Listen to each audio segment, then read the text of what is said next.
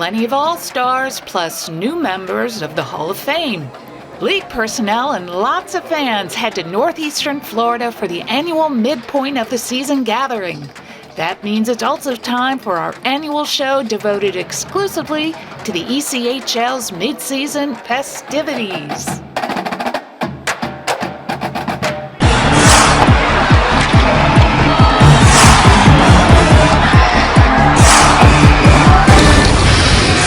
Hi, welcome to a special edition of ECHL Week. I'm Barry Schickling. This time we come to you from Jacksonville, Florida, home of the 2022 induction ceremony for the ECHL Hall of Fame. Time to hear from all the new Hall of Fame members, as well as learn about a special announcement made by the ECHL.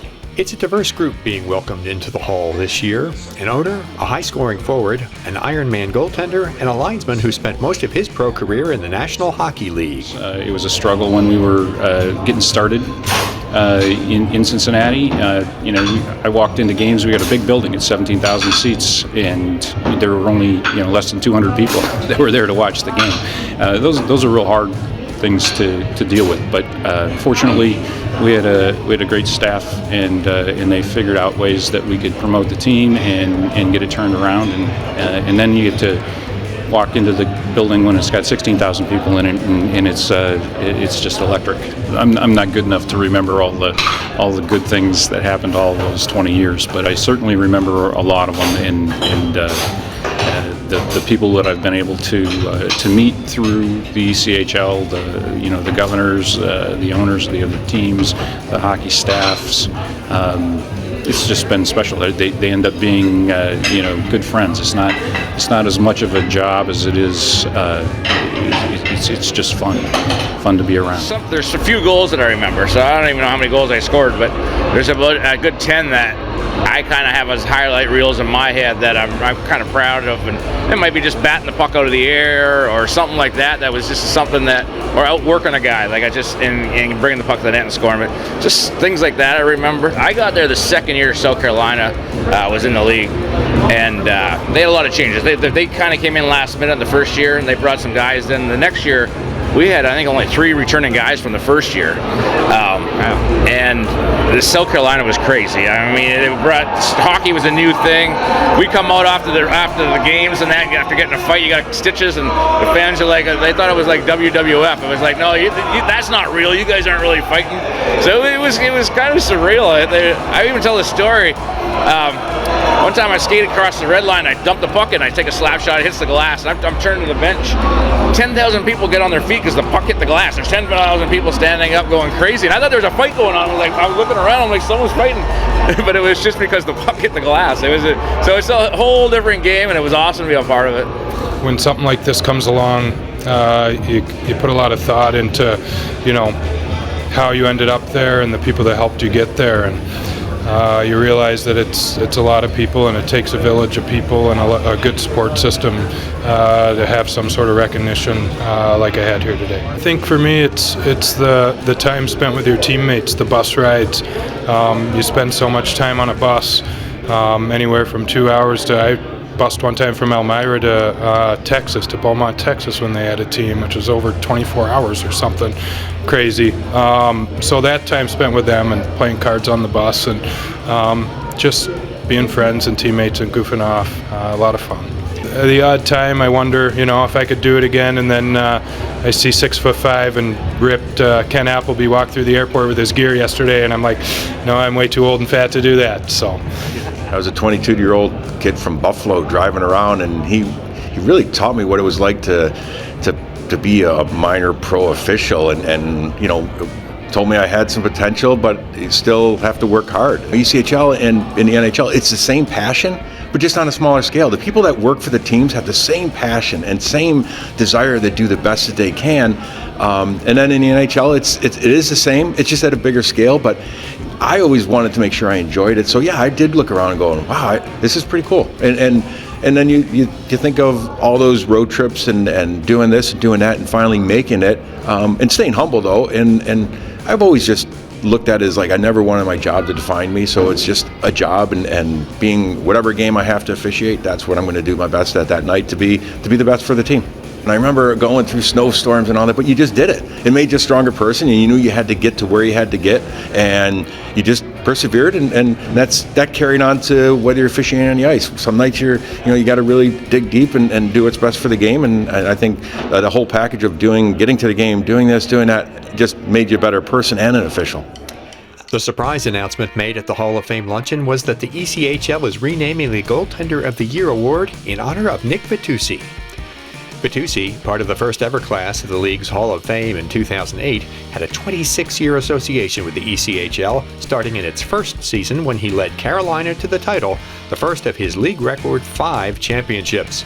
He still holds several all-time records.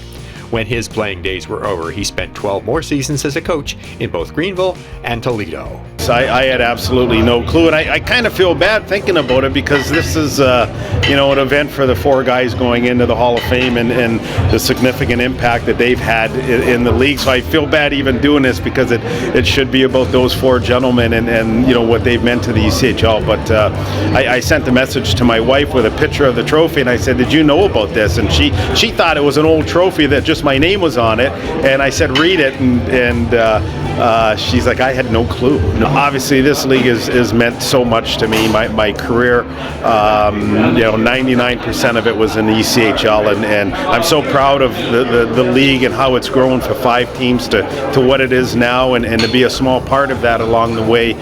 It's meant the world to me. So what a tremendous honor.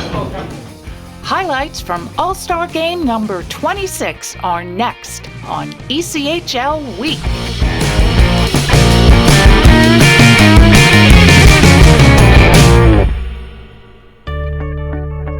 Thinking of selling your home? Now is the perfect time. Few homes are available for sale, and this increases the competition. Many homes are selling above asking price. Buyers are offering seller-favorable terms, few contingencies, closing dates that meet sellers' needs, large down payments, or all-cash offers. Want to know what homes like yours are selling for? Contact Will Springer today. Every day, millions of people are connecting. Father, cosplayer, mentor, actor. It's time we take a step forward, come together, and discover how accepting our differences can make us stronger.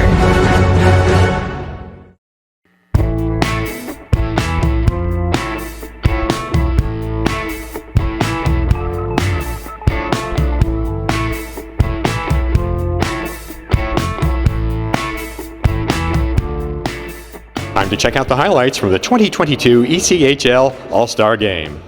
Goals, goals, goals. As is usually the case in these types of events, the emphasis was on scoring as host Jacksonville took on the ECHL All-Stars. Actually, the 5 goalies who saw action did some fine work, including Justin Kappelmaster of the Icemen, who had a game-high 14 saves in his 30 minutes of work.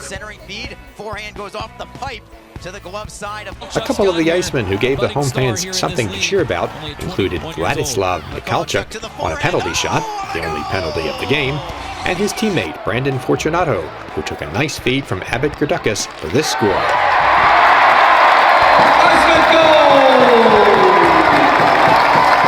But the All-Stars had too much firepower. Anthony Nellis of Trois-Rivieres connected to finish off this 2-on-1. And Florida's Blake Winecki was open for this score.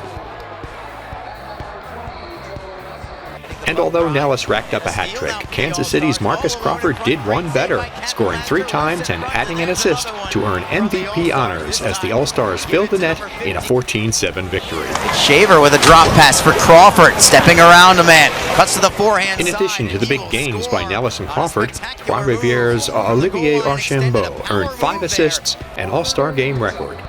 Wichita goaltender Evan Buitenhuis, who played the second period and made 11 saves, was given credit for the victory. And definitely a quick couple days, so it'll be nice to look back at it on the end of the season and really reflect on what happened. In the bonus portion of the All-Star evening for fans, the skills events, the hosts did very well.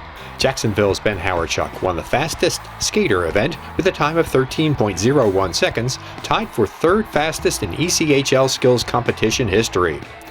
For the hardest shot, Jacksonville earned a goal toward its total score thanks to Croy Evingson's top shot of 90 miles per hour. The final skills event was the accuracy shooting competition, with Derek Lodermeyer of the Icemen earning the goal for his team with a time of 6 seconds flat.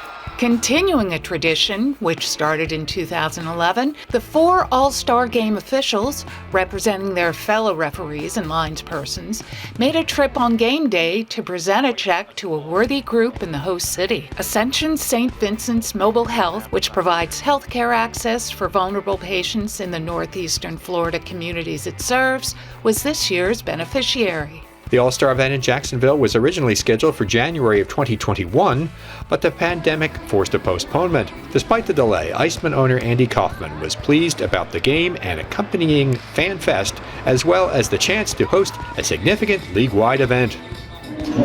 Just watching even our team last week with only 12 skaters do double shifts, and just watching them exhausted and persevering, and just reminding us it's all worth it, and it's all worth persevering, and like seeing all the smiles of our friends and neighbors here in Jacksonville enjoying the celebration of hockey. Like, this has been I've been saying pinch me pretty much like the last couple of days nonstop. Just it's been such an honor. It's just amazing just to watch people enjoy it. Has been my favorite thing, seeing the smiles. It's been amazing. That wraps up a special edition of ECHL Week, our Hall of Fame edition from Jacksonville, Florida. Thank you very much for watching. Make sure to follow us on all of our social media channels. It's the best way to keep up to date on everything that's going on throughout the ECHL. See you next time. We close today's show with a look at the Fan Fest, held the day prior to the All-Star Game. Lots of fun for all, and of course, a very lengthy line to see the always popular Stanley Cup.